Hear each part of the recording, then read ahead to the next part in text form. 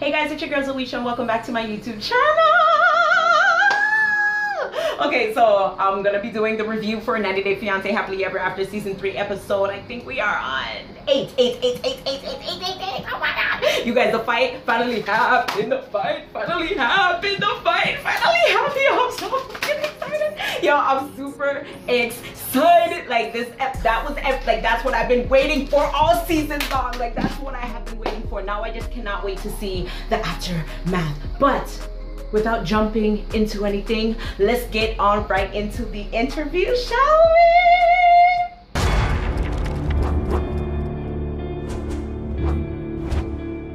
So let's start off with the first couple. Let's start it off a little bit going on, and we leave the spicy part for last. We gotta save the best for last. So let's start off with George and Anfisa. All right, they're gonna be the first couple that I'm gonna be talking about today. And so pretty much they met up. Like they didn't really have that much going on this episode. They met up for lunch, brunch, whatever the hell it was. And Anfisa was talking to George about the whole baby situation. You know, she was letting him know that she feels that he is the father, and that he's not letting her know everything that she needs to know about the situation. Like she's pretty much saying that she's being left out of knowing everything that's actually going on in the situation. I don't know if I believe that it is his child per se, but I did know for a fact that he did not do anything to make or even make an attempt to go figure it out whether or not it was his child. And that was how many, they've been together for 2 years and the daughter is what, 10 years old? You had 10 years to, you know what I'm saying, like figure that stuff out. So you were making good money. You could have easily well done a DNA test to figure out if that child is yours. So that's just carelessness in my books. I loved when she was asking about the whole child support situation, because you know, being as how they are married, what's mine is yours, what's yours is mine. So if he be owing child support, honey, okay. And yo, when she was like, oh, like let's just have a meeting, like, you know, like let's have a meeting, I was like, yes, like that's exactly what I mentioned last week in last week's recap, when I was like, yo, if I was Anfisa, I would have been like, girl, like bring the baby, like we can meet up, we can have lunch, we can do whatever, you know what I'm saying, we can figure stuff out, and find out who is the daddy or who are not the father, because like we ain't gonna be going on forever like this. Like we need to figure it out. So when she was like, let's have a meeting, I was like, yes, you have that meeting, you figure out whether you are a stepmama or not, okay girl, and then you will know definitely what to do with the situation then. Next couple that we're gonna be talking about is Molly and Louise. Oh my god, did you guys notice how Molly's intro changed? Like, you know how everyone is a couple, like she was by herself in that purple dress looking all sad with the country background, green screen thing behind her. I was like, damn, but this is so sad. Like she's really like doing this, like she's ending the marriage, she filed for divorce, like, you know what I mean? Like she's actually going through the process now of trying to get this man out of her life and out of the United States of America. So last week I was a little bit confused in regards to exactly what the affidavit of support means, but when she met up with her brother in this episode, she was explaining to him, so I got to understand that even if they do get the divorce and Louise gets the green card, she is still responsible for him financially for the next 10 years. I'm sorry, what? Girl, I will be protesting the day that he has that meeting to go about getting the green card. Like I will be outside, I will hire protesters, like I will do everything in my power to make sure this man does not get his green. Are you supporting who for the next 10 years? For what? For what? And then you have the nerve, okay, you have the nerve, yo, niggas ain't shit, you have the nerve to be on your phone, you know, talking to people over the internet, saving pictures. You're a married man, you don't save other people's pictures, okay? You don't do that stuff. You're having long conversations with people. Louise, how are you speaking to people and you can't speak English? How are you doing these things? Like, you're so disrespectful. You can't speak a lick of English and you gon' cheat on you and you don't speak to your own wife? That's mad disrespectful. like mad disrespectful. Like I didn't get it. I really do hope it works out in Molly's favor though, because I don't feel like she deserves to have to put up with Louise even if she's not in a relationship with him. Like I don't feel like she deserves any of that. So I hope that obviously the divorce can go through, but I hope the whole green card process, not to block anybody's blessings or anything like that, but he didn't do it genuinely or sincerely, so I don't believe that he should be able to stay here, and she still has to take responsibility for him for the next 10 years. So much can happen in 10 years, like so many, oh my gosh, like I've never wanted anything more. No, I lied. There's stuff that I wanted more. I take that back. God, sorry. Don't listen. Yeah, but in her Molly girl, Team Molly over here, like we are rooting for you, okay? Because ain't nobody want to be taking care of Louise for the next 10 years, honey. I do not want to be babysitting. Like that's 3 children. Ain't nobody got time for that. All right, so the next couple that we're going to be talking about is Nicole and Azin.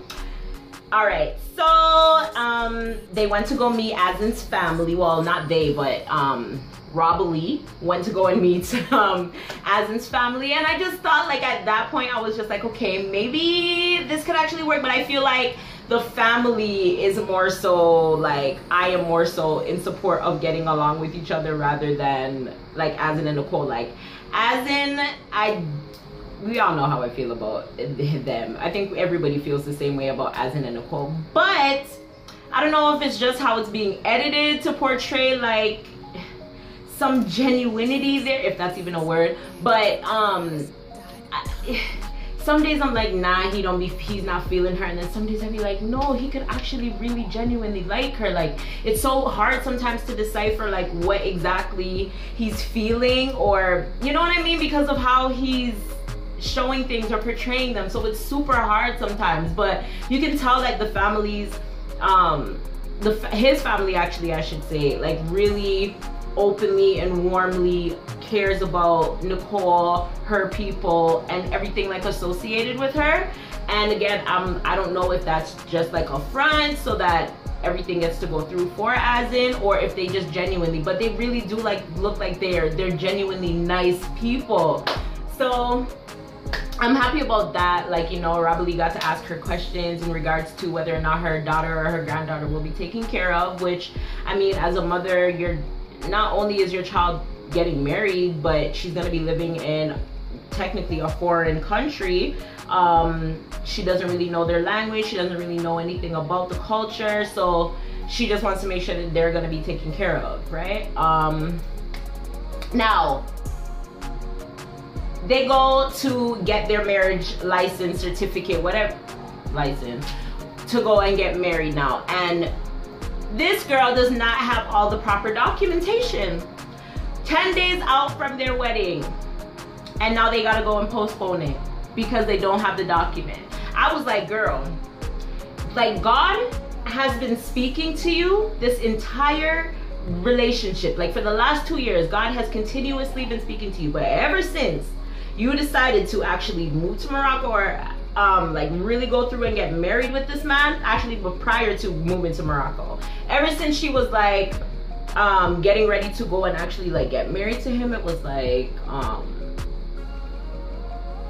red flag, red flag, red flag, red flag, there's a red flag, there's a red flag, oh, there's another red flag. And she just be looking at them, closing her eyes, acting like she don't be seeing them. Like, girl,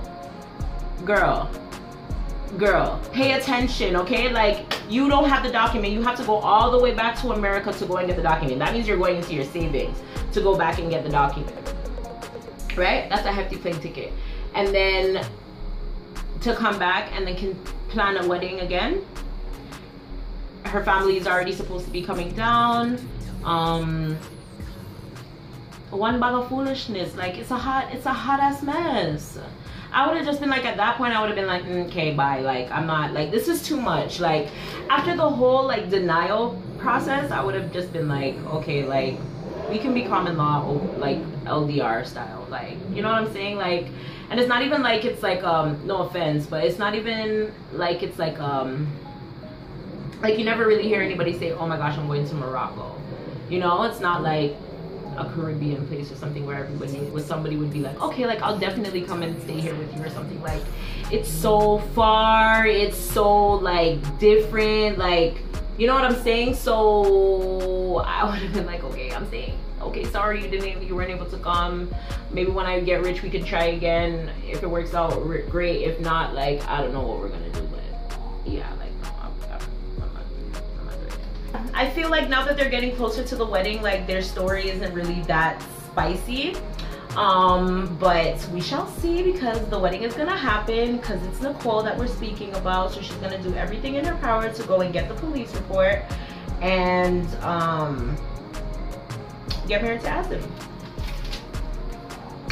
Now the next couple that we're gonna be talking about, David and Annie. Okay, Annie, like, honestly, like, I love her, but she has an attitude problem. But I love her because, like, yo, I never knew this girl was like this. Like, in terms of her language, like, her mouth is so freaking potty. Like, this girl be cursing, dropping F-bombs, shits, like, it's just bare bleeps or X's on the screen when she's speaking. Like, it's so funny. But yo, Chris, normally I'm on Chris's side when it comes to, like, cutting David off in certain terms and stuff like that. But I feel like the way he went about the whole firehouse situation, I felt like that was foul. Because, all right, you know, then it's more than likely his wife has something to do with it, because that lady does not like David at all. But I feel like there's another person that's there that's, like, innocent in the entire situation. So I don't feel like he should affect her life at all. Like, light some fire under David's ass, yes, but you cannot necessarily put Annie's life in the mix. You get what I'm saying? Like, don't F her up just because you're trying to get a message or a point across to David, because it's not fair to her. Like, she didn't ask to be in this situation, you know what I'm saying? Like, she expected to be living with you guys for a while till he got on his feet. Then that didn't work out. Then you guys put them there. Then all of a sudden they have to pay rent. And you know what, I'm not making excuses for their situation, because I feel like, as a man, we all know how I feel about David. Like, I feel like he's a worthless piece of crap, which brings me to the whole situation with them having to move out in 3 days, because again, he sold the firehouse and they have to go look at the friggin' storage facility or the damn storage container to go and live in. Now they get there and Chris gives him a deal, like, okay, if you live at the storage facility and you work there, you don't have to pay rent. But if not, you're gonna have to pay rent. Now, seeing as how you have no job, David, you would think you would have just been like, all right, cool, like, I can do that, whatever. This man gonna say, I don't want to be working this type of job. I have a degree, $10 an hour paying job. Boy, that's more money than you're making right now. How much money are you making right now cutting out coupons out of magazines, driving up and down, going to dinners with your daughter, your sister, your grandchildren, and not making any money? Like, you're not working Monday through Sunday, Sunday through Sunday. Like, you're not working. You don't have an income coming in other than when you get a little payout. Not necessarily a little bit of payout, but from the show.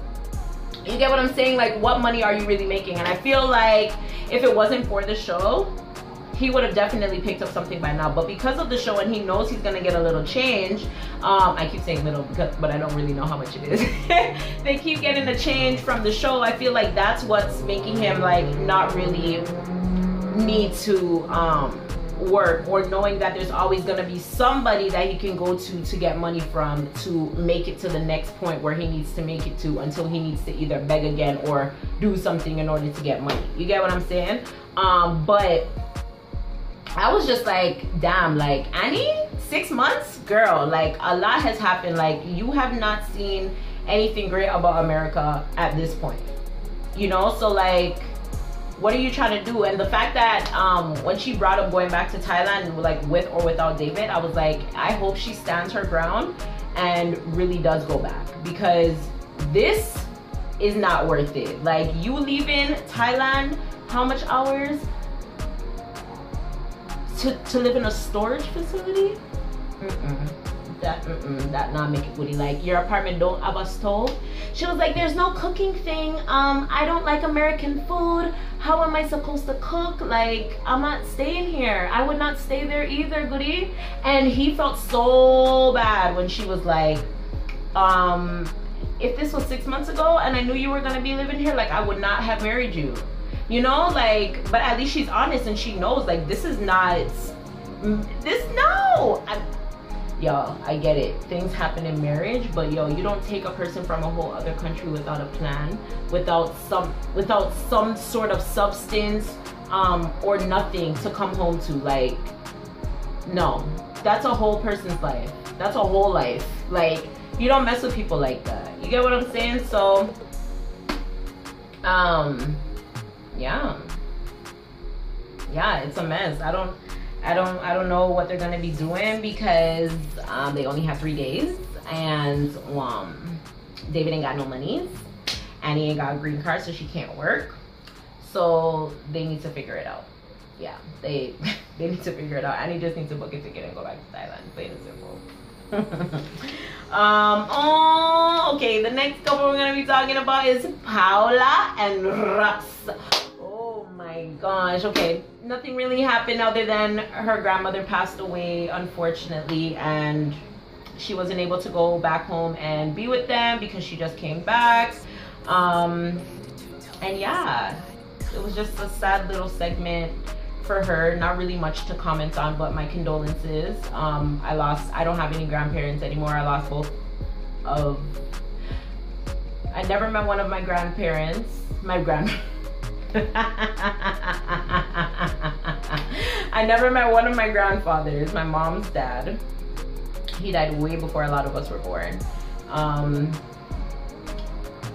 My dad's biological father, we don't know. My dad does not know his dad, but his mom's husband, who is my grandfather, passed away in 2016. Yeah, September 2016. My grandmother passed away in March of 20, I think it was 2014 or 15, one of those years. It could even be 13, I don't know, one of those years. And then my dad's mom passed away in 96. So I don't have any grandparents. I know what it's like to be close to your grandparents and losing your grandparents, but it's all a part of life. Once an adult, twice a child. Hopefully we all, well, you know what I'm saying, like, we get to live our lives. At least everybody that's watching this gets to live a long life in the sense of years, and make the best of it. Yeah, like, I don't wish any bad on anyone for, like, their life to be taken sooner than it should be, although we don't know what God's plan is. But I feel like there's ways that we can prevent the outcome of certain situations in our lives. So yeah, I don't want to get too sappy or anything like that. So I don't really like talking about death. I hate talking about it. I know it's the only thing in life that is, apart from change in life, that is, like, expected or guaranteed. So yeah, next topic. Or next couple. The couple that we've all been waiting for. The couple that we have all been waiting for. Chantel and the page de la Chantel. The family Chantel and the Pedro. Okay, first of all, how is Chantel coming to dinner with her family? No, how is Chantel having dinner with her husband, her sister-in-law, her family, and she's at the family's house before her husband and the sister-in-law? Girl, your husband, you're supposed to be with your husband. You're supposed to come to dinner with your husband. You're not supposed to be having a debriefing with your family prior to your husband and your in-law coming to your house, regardless of anything. You get what I'm saying? Like, this family always has so much to say, but I feel like they're just so freaking, I don't know where I don't know which part of Atlanta they come from, honestly, because them people, they're different. Them different bad, like, I want to know which part, like, what their background is. Like, do they have, like, a, which part they come from? Like, I need to know, I need to talk to them ancestors, because these people, I never meet one of people in my life, but these people, I never meet anybody like them yet. I don't meet anybody like these people yet, except on TV, and upon TV they need to steer. Because if me ever see them in a person, boy, I don't know. But everybody was just, in the beginning, everybody was so fake. Like the mom was like, oh, hi Nicole, you look so pretty. Yeah. And Nicole was just like, hi, muchos grande, muchos gracias, mucho bueno.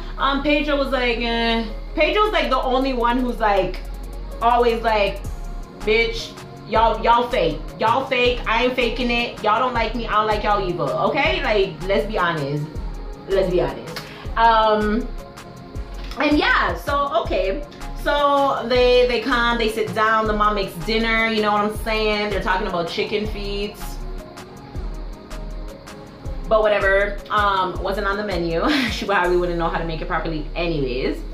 And yeah, so they're eating, Nicole's commenting on the food, everything's going good. You can see that she's trying to be peaceful. She's trying to be civil. She's just trying to make sure the night goes smoothly and nothing happens. You get what I'm saying? Nothing negative needs to be brought up. There should not necessarily need to be no reason to be fighting. Like, we're here for dinner, let's just leave it at dinner. Like, ask me how the Dominican is, ask me how my family is, point blank period, leave it alone. Like, thank you for dinner, bye. But no, not with the family Chantel. They had to go and question her about, how are things? And the mom, like, why are you talking like that? So, how are things in the apartimente with the Chantel going, Nicole? Like, she's a freaking idiot. Like, how are things going in the apartment with Chantel? I'm pretty sure my girl understands, okay? Like, why do you need to know that? Chantel already told you. Why are you asking again? She already told you. She already told you, and she shouldn't have told you. Pedro was so right when he was like, why are you telling your family everything that's going on in the house between you, me, and my sister? That's between us. Like, we are a family. Like, in our house, what happens in our house stays in our house. When you come here, what you see here, what you do here, what you hear here, let it stay here or don't come back here. She don't need to be going back to her house because she don't know how to follow these house rules. Girl, listen. When Pedro got up, I was like, what you say? What you say? What you say?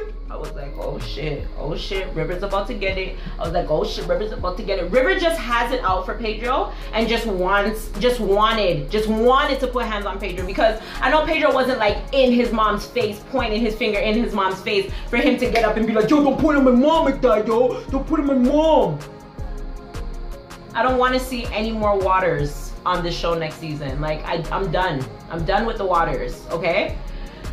But that, yo, I think I rewinded that fight so many times because I was trying to see where everybody was at one point. Because, like, yo, Chantel's in this bright ass red dress, and then she's underneath, like, her sister was swinging, yo, you guys, yo, her sister was swinging, not Nicole, like, Chantel's sister, she was swinging, and you know, she's big, yo, and she was holding Pedro, and she was swinging, and then Chantel was, like, underneath them, and then the dad was like, hey, stop, and then all you hear is Nicole, like, Junior,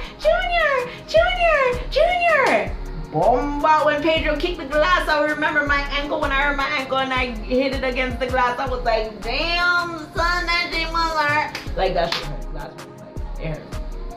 But I was like, yo, this man had to be angry. And then they're trailing behind the man, go, why did you do that for? Why did you? He's angry. You guys just attacked his sorry. You guys just attacked him and his sister. Like, the freak, like, when Pedro asked to move seats, he asked to move seats when they were going in on his sister. And the reason why he asked to move seats was obviously to protect his sister. He is the only family that she has. They have a whole table full of their family, and they're all attacking this one girl, telling her she's lying, blah, blah, blah, Ray Tay Tay, going in on the girl. Of course, Pedro's gonna want to stick up for his sister. You get what I'm saying? So I don't know why they're making it a big deal, like, oh no, she's not gonna move, like she's gonna sit right there. Like, no, you guys are not about to attack my sister. Like, I'm gonna protect her.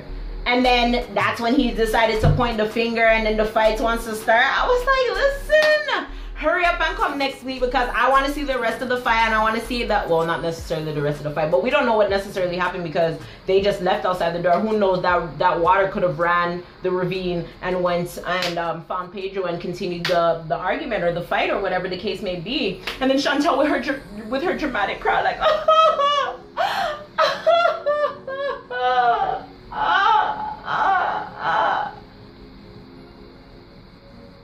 If you stop opening your mouth and telling your family stuff, y'all, people, Pedro said though, I keep going all over the place, but it's because I just keep remembering things. Y'all, people, Pedro said, why do you keep telling your family stuff when they already feel like I'm doing bad stuff and they think bad things about my sister already? That's just adding fuel to the fire. Y'all gotta be careful of what you feed to people about your spouse. Y'all got to be careful. Okay? Okay. And that's all I got to say for this week's recap, for this week's episode. Drop a comment below. Let me know what you guys thought about this week's episode, especially about the fight between La Family Chantel and Pedro. Okay?